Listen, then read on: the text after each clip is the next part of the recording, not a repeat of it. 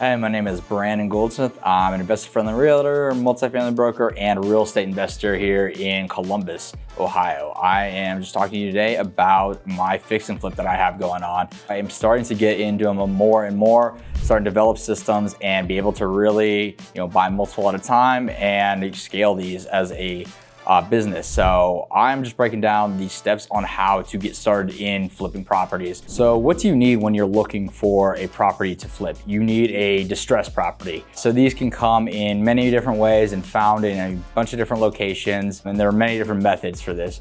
So you're gonna have your MLS, working with investor-friendly realtors. There's always distressed properties online that people do list, but typically you're gonna wanna find an off-market one that is for the best deal. So this is where you can also connect with different wholesalers. There's different direct to seller methods, such as driving for dollars, cold calling. You can attend your local real estate networking events. People have many different reasons for selling homes, and you don't always know someone's situation or why they need to sell, but there are times where someone may need to sell quick. So this is where an opportunity comes, and you gotta be ready, and lined up, ready to buy your first flip. Those are just a couple areas and places where you can start to look for a distressed property. You're gonna wanna do your due diligence on this before you actually purchase the property. So while you're looking at the property, let's say you found one, let's call it a 3-bedroom, 2-bath home in a decent area of the city. For example, this one I just bought, it's gonna be over in Deshler Park on the southeast side of Columbus. It's a good neighborhood on a good street, but we're gonna analyze it such as the other 3-bedroom, 2-bath comps in the area. So you're not gonna wanna look at something that's 1,000 square feet larger, has a bunch of different amenities that really just don't add up or add value to the home. We're gonna wanna look at the same house that is 3-bedroom, maybe 1 or 2 baths, if we can't find enough that are the exact same comp, and see what those sold for. That's gonna be your ARV, or your after repair value. This is gonna be what you're looking for, and this is the purchase price of what you anticipate the property is going to sell for once it is fixed up. To get to this, you're gonna look at the comps, typically within 1 mile of the area, or if you live in an area where it is street by street, and in certain streets they sell for more because it's nicer or more desirable, take that into account as well. But look at the different finishes. Did they use tile? What kind of paint did they use? Is there a garage on this property? Make sure this is taking into consideration, because these are all important factors when running comps on the ARV. Other factors to consider are also going to be taxes, local market trends in the area or the neighborhood, but those are just a couple of things on the checklist that you should be looking for when you're checking out this ARV. So if you're a first-time flipper, I typically recommend targeting cheaper areas that have more distressed property. It's gonna be pretty hard to find a distressed property or flips in the nicest areas of your city. It's because they're nice for a reason, taxes are high, people enjoy living there, all the shops, all the restaurants are there. So you're not gonna have as many at-bats in those areas. Where the areas are a little bit more affordable, or there's more distressed inventory, because what you need at the end of the day is inventory. Those are typically gonna be in the areas that have more distressed properties. So just take a look at there and call through, or start connecting with sellers or owners who own in those areas, and that's kind of going to give you a better chance of getting that first property. So next, you're going to want to get your GC bid once you have found a property. This is going to be your general contractor's bid, or the scope of work in the property. This is going to let you know how much to actually pay for the property. So if you have a house that's in bad condition, that's distressed, and once it's fixed up, it's worth $200,000, because every house on the block that looks similar is worth $200,000. You are gonna have to find your bid. Let's say your bid is going to be $40,000. This then allows you to pay $100,000 for the property, because your 70% of 200,000 is going to be 140. So your purchase price of 100,000 and your rehab scope of 40,000 get you to that 140, and that 70% of 200,000. This is a pretty important rule, but you don't have to ride or die by it, because it is flexible. Just is going to help give you a little bit more contingency in the beginning. So when it comes time to purchasing the property, you're going to want to be able to negotiate the deal, whether that's with a realtor or you're direct to seller. Maybe there's a wholesaler involved. Make sure you know the local dynamics of the seller's market and just the real estate market in general. Where I'm at in Ohio, it is a buyer beware state. So just make sure you're being careful, going through your due diligence. If you need an attorney by chance, make sure you have some connections. But if it's on a standard board of realtors contract, you should be all right. This is very important, because this is where you actually go and buy the deal. So also during your due diligence period, if you have one, make sure you're getting your thorough inspections when you send a general contractor in. Sometimes your GC bid is done before you're in contract, and sometimes it's done after. So, whether it is before or after, make sure you're getting a thorough scope of work and itemized bids on what things actually cost. Does that bid include materials? Does it not? Make sure. You're also going to want to get an inspection period to some degree. Maybe if it's a sewer line scope or something like that. You don't always need one. If the house is in pretty rough shape and it's going to need everything, there's not really too much of a point of an inspection. Your GC should be able to, point those things out. So a few tips on actually purchasing the property and getting into contract on that distressed property is going to be just make sure you're working with a good GC. It's going to be make or break on your success, and you have an itemized scope of work that breaks down exactly what they're going to be doing. Make sure it's very clear if it includes materials, who gets the materials, and vice versa. You're also going to want to be using inspectors once you're in contract, either that or before. They'll be able to point out more things such as termite damage or broken items such as sewer lines, and just things that you really can't see and that a GC might not be able to call out as quickly. You're also going to want to be working with a title company who is good and familiar with the law of the state you're in, or purchasing in. So make sure you're doing your due diligence all on that. So how do you actually finance the property when you're in contract? There are multiple ways to finance this. I use hard money often. That's going to be asset-based lending from a lender who typically charges a little bit higher of an interest rate than a typical lender or on a conventional loan or traditional note. You pay X amount of points, and these are usually on shorter terms. The money's due back within 6 to 12 months typically. So that's why you have to act fast and make sure the property is on time and on budget, or else you're gonna be paying pretty high costs and premiums on these interest rates for lending. So that's gonna be hard money. You also have private lenders who do similar things. This is going to be anybody in your network or your immediate sphere who may have a few $100,000 to lend for a purchase price and rehab, and they're going to want it back on shorter terms. So some of the unexpected challenges can be, come in other forms as well. You're going to have things come up that you really did not account for or have in the bid to begin with. You're also going to have issues possibly with the city.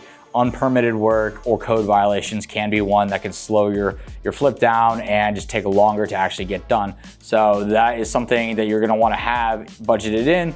I recommend a 15% or 10 to 20% contingency budget when you're flipping a home, at least on the first one and pretty much going forward, because this is going to help save money in the long run when something unexpected comes up or the property gets flagged by the city or something along those lines. So just make sure you're keeping an eye out for that and taking that into consideration as well. So if you're in an area that has a lot of older homes like where I'm at in Columbus, there's a lot of things that you should keep an eye out for and just have expectations on, or realistic ones.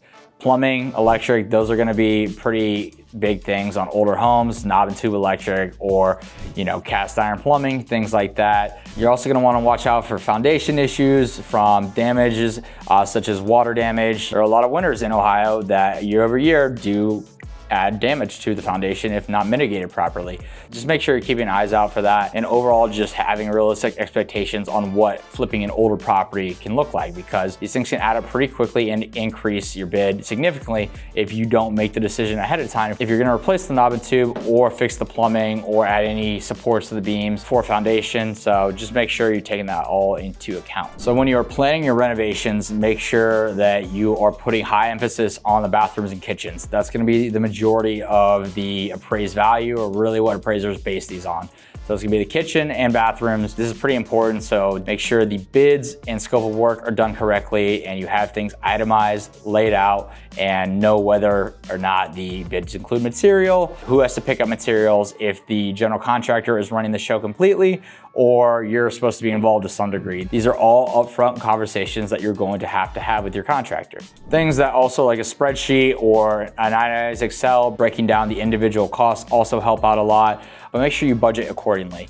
So if the budget is going way over, you may have to cut back on some costs, hopefully not affect your ARV too much, but these are all things that are going to be part of the flipping process. So just some tips on starting out on that is going to be, make sure just start with cosmetic flips. I don't recommend anything where you're tearing down walls or redesigning the entire home or the layout. Start with kitchens, bathrooms, maybe some mechanicals, and that should, start you off to a good start. Also, you're gonna wanna build relationships with local contractors, GCs, and subs. So an electrician, plumber, anybody who's gonna help contribute to making this flip great. You're gonna wanna have multiple of each just in case something goes wrong, and have an A guy, B guy, and a C guy on deck just in case you need to call somebody else. So when you are executing these renovations, make sure that you are being cautious of Ohio's older homes or older homes in general. This is going to be where there's lead-based paint, asbestos, all kinds of things like that are gonna need to be cleaned up properly, as well as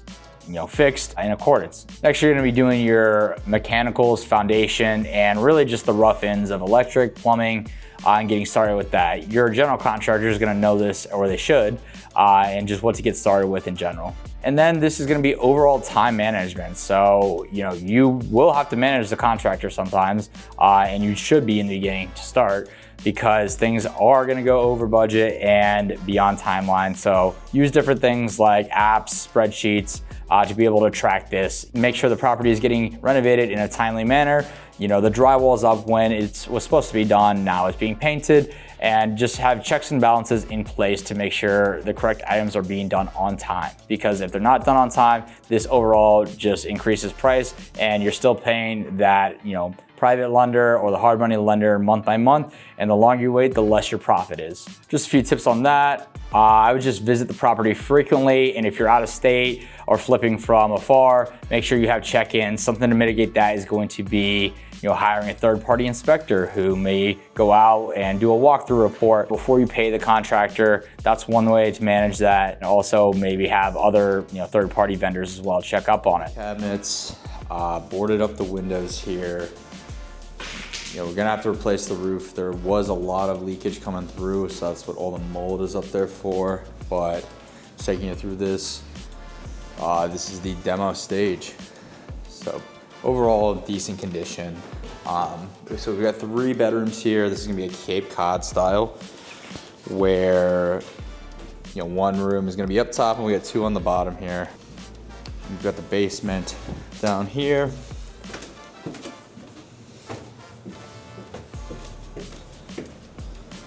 Where we are completely gutting it.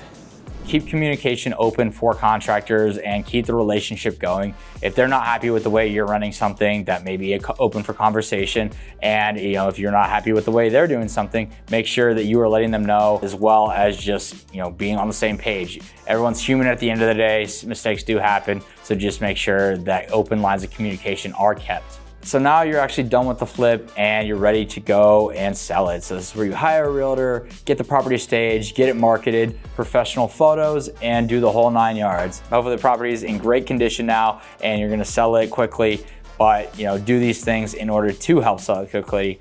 Hire a good realtor. You're going to want to stage the property. Not always necessary, but if it's a luxury flip or a higher end flip, it does help. And of course, get professional marketing and photos. Use social media, use targeted ads, and just work with an agent who knows that market or that neighborhood, or one who is in your flipping business that you do repeat business with and you know how to work with them. Because this is overall going to sell the property quicker, getting that one off and on to the next. Some other things that are gonna be considered are going to be open houses, or just letting some of the neighbors know that there is a property for sale in their neighborhood that, hopefully maybe one of them has a friend that wants to move into, or a family member. Once you get the property up, the offers should be coming in, and this is where you start negotiating with your agent and finally settling on one. So make sure you price it competitively, have these expectations in hand and up front, because if you price the house on the high end, it most likely won't sell as quickly as if you price it in the middle or on the low end. Just have expectations. If you're fine with it sitting on market for a few months, post renovation, just keep that in account. If you don't care, that is something to consider, as well as if you want it to sell in a weekend price. That's gonna be something where you price it so competitively that you're gonna get offers in the beginning. So just make sure you're upfront with your agent on that and going into it. So once this is all said and done, you're gonna want to just look back and reflect on how that flip went. Analyze the profit margin, what went wrong, what you can do better, and just learn and improve. And then the next step is just scaling up. How can you do more than one? Can you do 2, 3 at a time? Can your crews handle that, or do you need to find more crews? These are all questions we ask once you're done with the project and wrapping up. And as always, keep detailed records, document the process, and keep connections as well as make new connections. This is always going to be important in the real estate industry because the more connections you make, the better off you are. Make sure you give back, provide, and learn from these overall experiences. So hopefully you learned a little bit about the flip I have going on, as well as how to get started in a flip if you're trying to flip your first house. If you got some value, if you did, hit the subscribe button, and hope to see you all in the next video.